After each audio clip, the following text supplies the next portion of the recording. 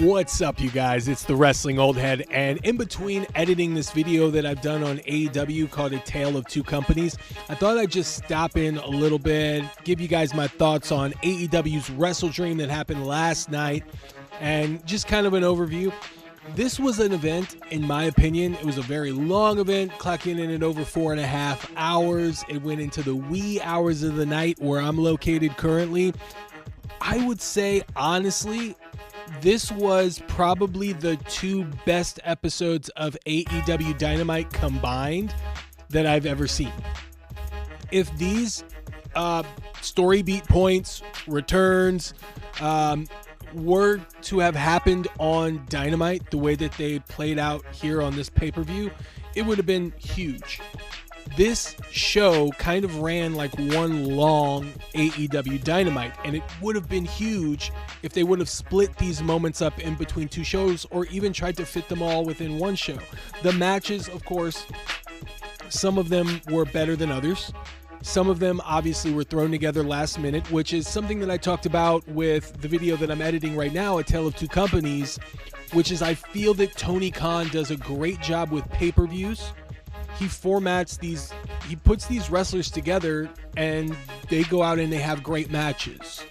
That's something that you would see in an independent wrestling promotion probably about two decades ago, right? In the early 2000s, when there was no competition with the WWE, late mid 2000 or whatever, you had these independent shows that would show, like Jersey All Pro Wrestling, that I believe later became Game Changer Wrestling. You had a bunch of these independent promotions, PWG later on.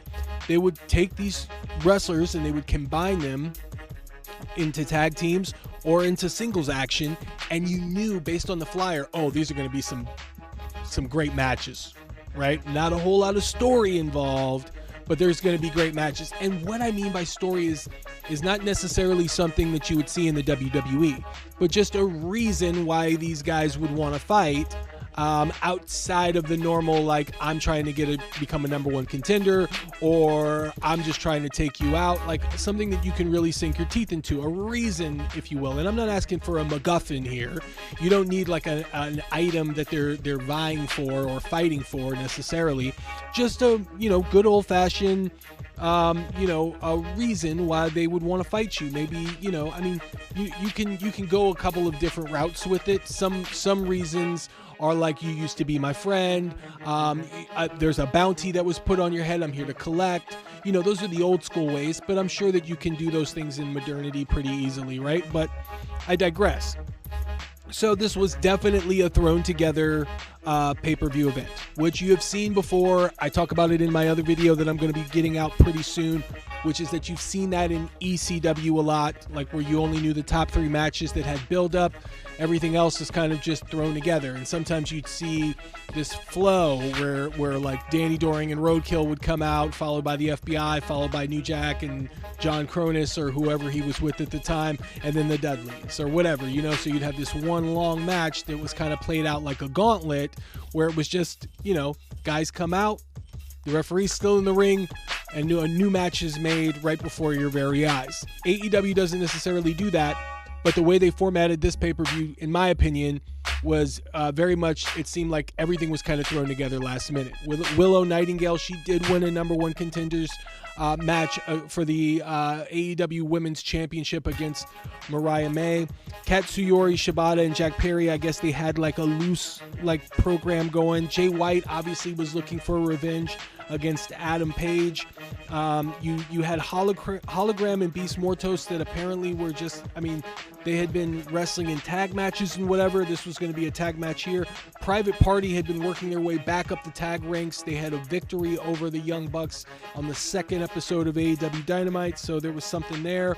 Mark Briscoe called out Chris Jericho after Jericho said some disrespectful things about his brother, Jay Briscoe, who's no longer with us. And then obviously you had the Bryan Danielson, John Moxley. So there was some kind of stories that were very minimal, and there wasn't a whole lot of build-up. You had about 2 weeks coming off of the Grand Slam event. But I would say overall, this would have been a great television show.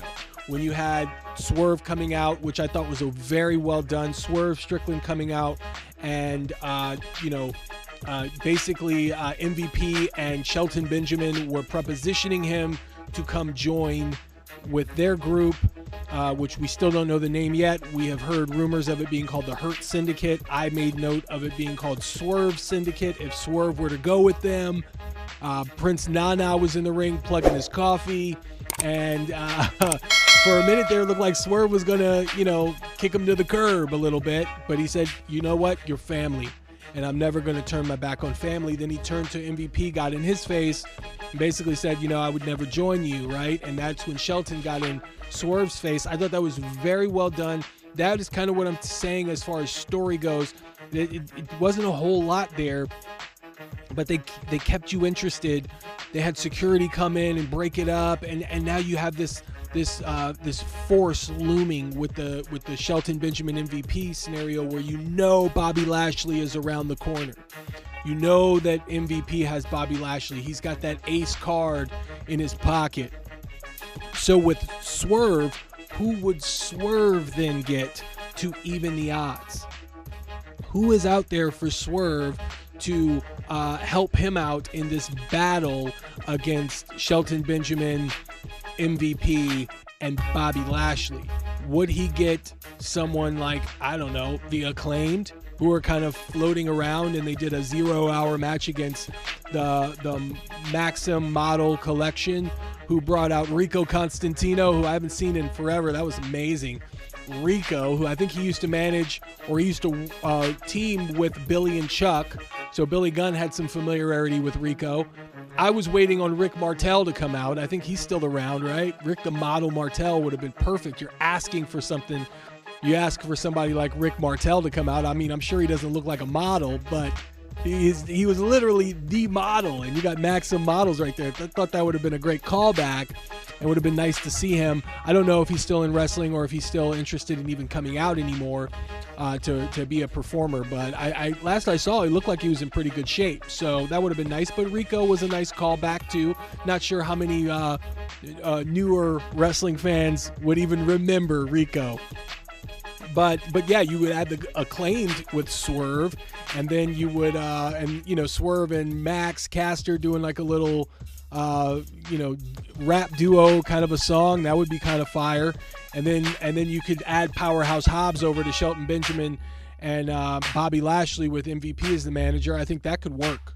So you'd have Powerhouse Hobbs and Shelton Benjamin against the Acclaim, and Swerve going after Bobby Lashley. I think you got the makings of something really fascinating if you do something like that.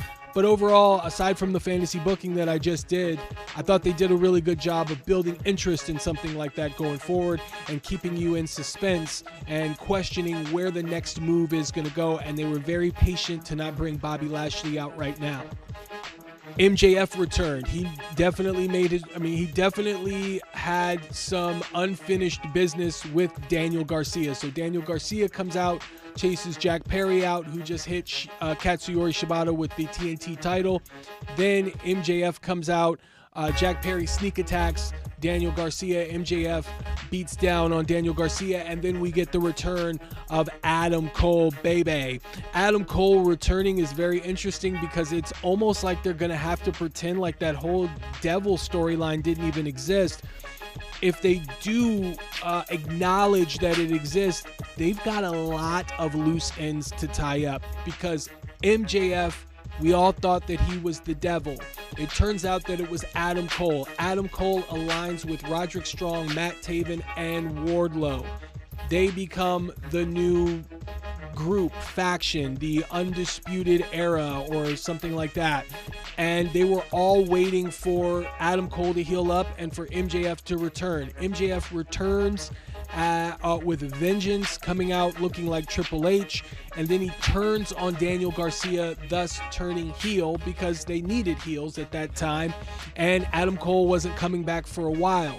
Now that Adam Cole is back, or as MJF came back and gave him a pile driver, that was the end of it. Now Adam Cole is back, and is he going to do the same thing that he did before he became the Devil, which is when he returned after an injury, he basically said, I'm so sorry, you guys. I want to fight with respect and dignity, and this is the path that I'm going on, and basically do a reset of when he returned the first time.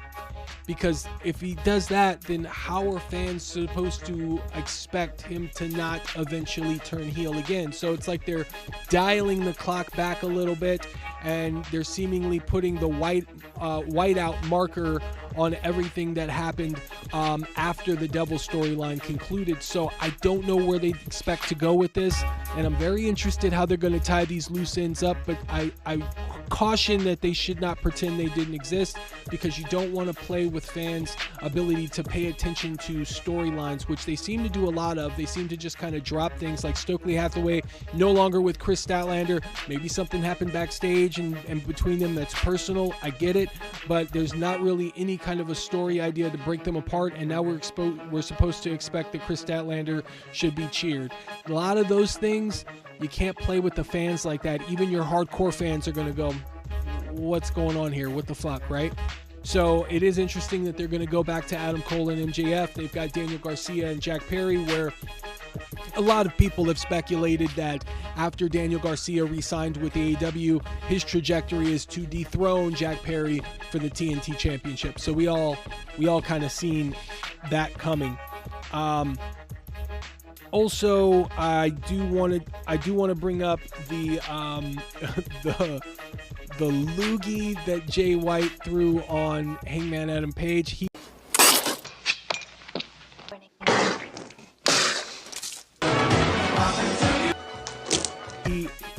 I never would have expected to see a Hawk Tua reference in a wrestling match, but he definitely Hawk Tua'd on Hangman Adam Page, and that was a freaking fat loogie, man. That was, I mean, yeah, like somebody said, that was like rivaling when Bret Hart spit on Vince McMahon. I mean, Hawk Tua, man. Hawk Tua for sure. They painted themselves into a corner with Jay White against Hangman Adam Page, because Hangman is on a roll. You want to continue building him up, but then they've been promoting that Jay White was going out for revenge. So in order for him to get his revenge, he's going to have to get a win here. So they had to give him the win, although it kind of brings Hangman down a bit, because he was on a killer streak after he took out Swerve Strickland, and now the next event, after beating Jeff Jarrett, now he falls to Jay White. I think it does great for Jay White. It builds him up, which he absolutely needs, but it really defines down Hangman Adam Page a little bit. But like I said, I think they painted themselves into a corner, and they didn't have a choice in the matter. So then let's get to the main event here. They're all gonna pay the ultimate price. Whoa! I do want to talk about the main event for a second. So, Bryan Danielson and Jon Moxley are always going to put on a great match. I think they probably, with house shows and just familiarity in the WWE, probably put on hundreds of matches with one another. They can do a great match in their sleep. I like Jon Moxley's character right now. I know a lot of people are calling him Neo Mox. I've joked about it with the last predictions video when I put a clip up of Edward Norton in American History X. But the truth of the matter is, it seems like he's doing something that he doesn't want to do, but he feels he has to do. Like he's being told that this is the only way and you must do this. And I like that, because he's got this sense of like compassion that he's trying to stuff down and pretend like isn't there. So there's a human aspect to this. He doesn't seem like he's enjoying it. He seems like, I've done my job. Them putting the championship in a duffel bag was almost like a hit. They took the collection and they put the collection in the bag, and then they continued out the hit. I thought that was very well done. So Jon Moxley beats Bryan Danielson, if you haven't heard by now, and I'm sure you have, and ultimately sends Bryan Danielson away by Pillmanizing him on the neck, thanks to Claudio Castagnoli. Wheeler Yuta and Darby Allin, before that Pillmanizing of the neck, try to come out and stop a continued beatdown from Pac, Claudio, Marina, and John. Yuta then finally turns and joins up with Jon Moxley, which we basically saw coming during the tag match on Dynamite, but they decided to hold off until the pay-per-view for a big moment to end the show, which I'm not mad at all. The crowd was stunned into silence, so there wasn't a whole lot of vocal minority or vocal groups that were booing this moment. They were more so stunned, which I liked. I thought that it added to the emotionality of the action that was at play. People were stunned, and that's a good thing sometimes. I think it could work out. Like, Jon Moxley isn't somebody that's not over. Jon Moxley is over, especially with the AEW fans. So for him to do this and for the crowds to be stunned and silent, it showed that they were like sad to see Bryan Danielson leave. And even Jon Moxley, who sat there on his knees and he did a bow and then was kind of like wrestling with his emotions there, was even sad to have to carry out that beatdown. It reminded me a lot of what Shawn Michaels did with Ric Flair, but without the tears. You know, Shawn crying and Rick crying. He said, "Thank you, I love you, I'm sorry." Super kicks him and pins him 1, 2, 3. This was done in a very similar way, but John couldn't show that respect to Bryan. He had to carry out this hit and then finish the job. So they finished the job. So Darby Allin is then taped to the middle ropes in the corner, and Yuta is given a plastic bag to put over Bryan Danielson's head. And Yuta himself looks like he doesn't want to do it, but it feels like very similar to Jon Moxley that he has to do it. But Yuta is wrestling with it in a more sincere, like, I really don't want to do this, and I'm about to be, like, he's held hostage. Like, it's a hostage situation. Like, Jon Moxley, Claudio, and Pac are holding him hostage and forcing him to do it. So then when Yuta puts the bag over Bryan Danielson's head, Yuta is the one, and this was a missed call by Excalibur, because when you're seeing this type of a story beat, it is very important to accentuate it, because this is to give the fans an idea of what might be going through the mind of Yuta. So Excalibur missed it. I understand why he missed it, though, because it was in the heat of the moment. I don't know if he was looking at monitors, but he erroneously said that Darby was the one that was screaming for Yuta to stop. And in actuality, it was Yuta that was screaming for Bryan Danielson to stop moving. Like, to just stop moving so that once you're motionless, I can take this bag off of your head. Like, I really don't want to do this, but I'm being forced to do this, so please stop moving so that I can finish this, right? Which I think is a way better story beat for somebody like Will or Yuta, because now you're in a situation where what was exactly told to Yuta to get him to do this, and why is he doing this, and why is it that their fearless leader seems to be at odds with this as well, but is forcing that connection down and now being more cold-blooded and calculated and not caring, right? So there's a reason that this is going on. Moxley has been speaking in riddles a lot lately, and so it's interesting to see where they're going to go with this. One thing as of note, once they put Bryan Danielson on the stretcher, and it seemed like Excalibur was getting emotional about it because he was getting caught up, it's not my thing. Like, I don't like that, because first of all, there was a moment earlier in the event where Kyle Fletcher gave Will Ospreay the Tiger Driver 91. I think it was a 91. Anyways, and Will Ospreay's laying motionless on the ground, and Don Callis and Konosuke Takeshita, who had just won the international championship, and bravo to Konosuke.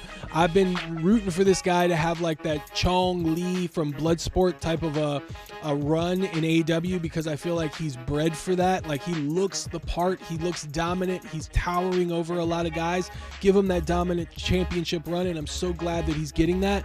That's awesome for him. I've been rooting for him for a long time, and I'm glad that they gave him that Frank Dude moment from Bloodsport, where they beat the shit out of the guy, except Will Ospreay is playing Frank and the other guy that got his ass beat. And I can't remember his name right now from Bloodsport, but the friend. So it's nice to see that. But yeah, so Kyle gives Will Ospreay the Tiger Driver 91, and there's no security, no referees, no medical personnel that comes out at all. But security did come out to break up MVP, Shelton Benjamin, and Swerve Strickland. but they don't come out for Will Ospreay, who just got like dropped on his neck. So okay, so now they do this other angle at the end, which is very similar to the Will Ospreay angle, where they've had Bryan Danielson Pillmanized on his neck, and security and everybody comes out, and Excalibur's crying, saying, "I've never seen anything like this." Well, it's true to a certain extent. It's AEW. You've probably seen a lot of crazy shit, and you're going to choose this moment to get sincere and super, like, loathsome about, right? Look, I'm just happy that they did it, because for so long on AEW Dynamite, there'd be like a serious beatdown, and they go, I can't believe what I'm seeing. This isn't like him at all. Like, I don't believe this. Okay, guys, we're gonna come back to you with the AEW Dynamite. We got a great match later, and it's like, okay, dude, you guys have changed tone super quick there. So I did like how they played that up. Jim Ross did an excellent job at that time too, and then Tony Schiavone even got into it as well. So they did okay. I think Excalibur overdid it a little bit with the crying and whatnot, but I see what they were going for here. I'm gonna give a call. I'm gonna give them a pass, because they haven't normally done this. So I'll give them a pass and say this was cool, because it gave an effect. But one thing I do want to accentuate in is at the end there, when they're putting him on the stretcher on the outside of the ring, you see a picture, a camera shot of Darby Allin, of Hook, of Orange Cassidy, and Daniel Garcia. So you got Darby Allin, Orange Cassidy, Daniel Garcia, and Hook that are standing there outside of the ring. I'm not saying they did that on purpose, because I don't know if they meant to do that. But if you're going to have this rebel group that's trying to kind of take control over the AEW that's coming in, and that Jon Moxley is seemingly the leader of, and there's some kind of like leader that's kind of like over them, watching them from the shadows, that's kind of controlling this whole thing, and Jon Moxley has just done the bidding of biddings by taking the top championship from AEW, putting it in a duffel bag, and is going to probably hand it to them, then your young squad should be rising from the depths after 5 years and trying to make a name of themselves to fight this group. And it would be an ultimate passing of the torch, I think. I think it would be nice. You saw the red herring a little bit with Hook and with Jeff Jarrett. I believe it was Jeff Jarrett. Who was it? Jeff Jarrett? Somebody came up and said, Orange, you're the man now. God, maybe that wasn't Jeff Jarrett. I forget who it was. Oh, Jerry Lynn. I'm sorry. It was Jerry Lynn. Thank you, guys. I could hear you guys screaming that. So Jerry Lynn came out, and he, in the back, and he told Orange Cassidy that you're the man now, dog. And Hook said, yeah, you're right. Listen to him. You're the man. So that was kind of like a red herring. That was like foreshadowing this idea that Orange Cassidy might be that man.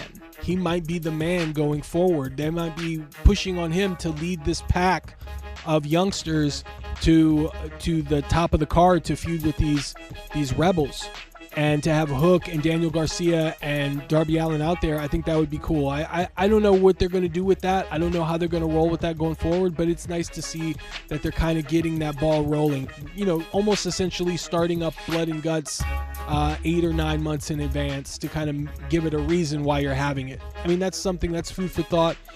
It was interesting that we did not see Toni Storm make her return, because I figured that we would see that. They've been bringing her up on AEW television, and she's been wrestling for other promotions. So I thought that would be a time for her to come back, but it looks like they're holding off on that. And they definitely held back on Shane McMahon. Shane McMahon did not show up, so I thought that was interesting as well. When Shane McMahon is going to show up is anybody's guess, or maybe he won't show up, and maybe we're just going to get Sami Callihan, and maybe it's going to be the Switchblade Conspiracy or some kind of new iteration of that, and then that's how we're going to roll with. But I do feel like they've been hinting and pointing towards somebody like Shane McMahon showing up, the pictures, all that. It's like they're really, really leaning into that, and if they really want to capitalize on the idea of getting press and getting more eyes on the product, a McMahon showing up in AEW is definitely the way to go. So we'll see if they do pull that trigger on AEW Dynamite television. Maybe that's something that they're going to hold off for. All in all, WrestleDream reminded me of AEW Dynamite, and like an episode of Dynamite that they need to have. They needed to have an AEW Dynamite like what we saw at AEW WrestleDream, just consolidate that 4.5 hours into 2 strong hours of television, and I think they would have had something. I mean, and you could have taken like a couple of matches that were on this event and then just pushed them to Dynamite. Like you could have put the Acclaimed against the Maxim Models. You could have put Beast Mordos and Hologram. You could have put Jack Perry and Katsuyori Shibata, and then you could have put Bryan Danielson against Jon Moxley, and then maybe thrown in Mariah May and Willow Nightingale, and those 5 matches could have been your Dynamite, along with MJF's return, Adam Cole's return, Swerve turning down MVP and Shelton Benjamin. I mean, like, and the final angle. And I think you got a hot Dynamite right there. It was right there. This didn't feel like a pay-per-view to me. Definitely felt like Dynamite, but it did have some good moments, and I think it helped build up some stories. So it'll be interesting to see where they go with this going into Dynamite and how they continue these stories. But that's all I got for now. I'm going to go finish editing this video, A Tale of Two Companies. Check that out when it drops. Make sure you hit the thumbs up and the notification bell so you see when I drop all these new videos coming up soon. I'm Rob, the Wrestling Old Head. This is a wrestling fans channel made by a wrestling fan. Stay tuned for more.